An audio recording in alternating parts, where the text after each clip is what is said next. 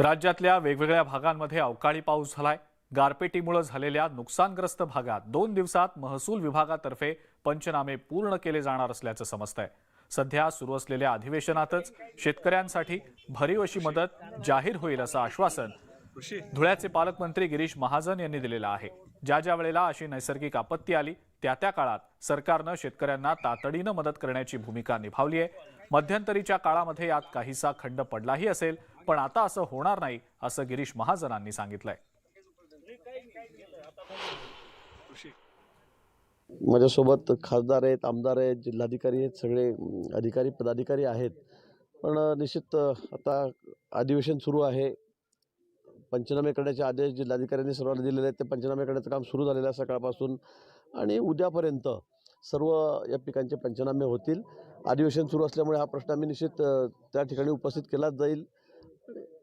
जास्तीत जास्त भरीव मदत शेतकऱ्यांना कशी केली जाईल या संदर्भामध्ये आम्ही मुख्यमंत्र्यांकडे, उपमुख्यमंत्री महोदयांकडे या ठिकाणी मागणी करणार आहोत। कोथिंबीरीला कवडीमोल दर मिळत असल्यानं शेतकऱ्यांवर कोथिंबीर फुकट वाटण्याची वेळ आलेली आहे। मनमाडमधल्या एका शेतकऱ्याला कोथिंबीरीला भाव न मिळाल्यानं ही कोथिंबीर त्या शेतकऱ्यानं अक्षरशः फुकट वाटली आहे। अशाच प्रकारे नाशकातल्या एका शेतकऱ्यानं काही दिवसापूर्वी आपली कोथिंबीर फुकट वाटली होती।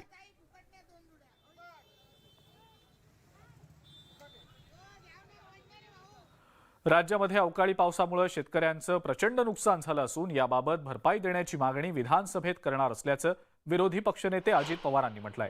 ते नगरमध्ये बोलत होते। शेतकऱ्यांना वाऱ्यावर सोडल्याची टीका त्यांनी शिंदे फडणवीस सरकारवर केलेली आहे। एका आडत व्यापाऱ्यानं कांदा शेतकऱ्याला 2 रुपयांचा चेक दिला म्हणून त्यांनी त्याचा परवाना निलंबित केला। तू 2 रुपयांचा चेक दिला आणि आमची बदनामी झाली म्हणून त्याला निलंबित करण्यात आलं असंही अजित पवार म्हणाले।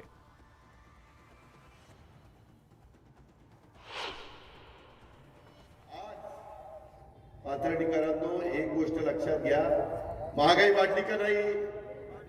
वाढली। तुमच्या माझ्या शेतकऱ्यांच्या खताच्या किमती वाढल्या का नाही? वाढल्या। तशा पद्धतीनं पिकांच्या किमती वाढल्या का? नाही वाढल्या।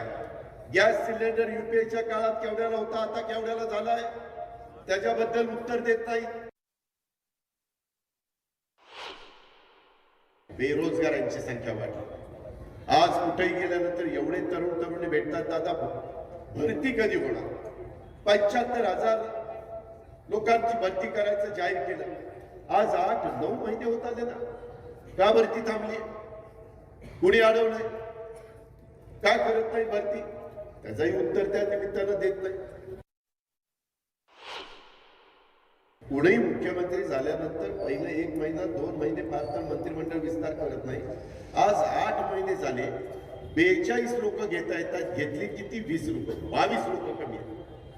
22 लोक कमी असल्यावर महाराष्ट्रातल्या विकास कामावर परिणाम होणार नाही। पालकमंत्री एकेका जिल्ह्याला, एकेका पालकमंत्र्याकडे 2-2, 3-3, 4-4 जिल्हे, काही पालकमंत्र्याकडे 6 जिल्हे, कसं काम करणार?